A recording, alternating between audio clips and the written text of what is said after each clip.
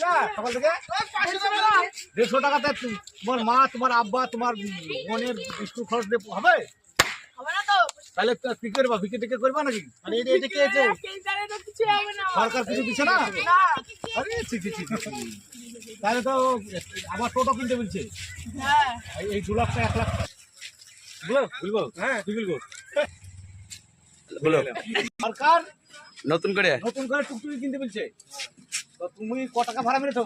নতুন টুকটুকি কিনতে বলেছে। প্যাসেঞ্জারের যা হাল, তো তোমার যা ভরি বলছিস। তো তা ভাড়ার যা হাল, গাড়ি কিনে কি করবি বাপ? আর তোর যা শরীর, 500 চাইলে তো আমাদের আর কিছু হবে না। তুই তো একাই 1.5 কেজি চাল খাবি। ভাড়া তো তাহলে তোর আব্বাকে বল কত টাকা ভাড়া মেলে সংসার চলবে। 500 টাকা তো হচ্ছে না, তাহলে কি করে হবে? তাহলে কি করতে হবে বল বেটা, তাহলে সেই হিসাব করে গাড়ি কিনবো।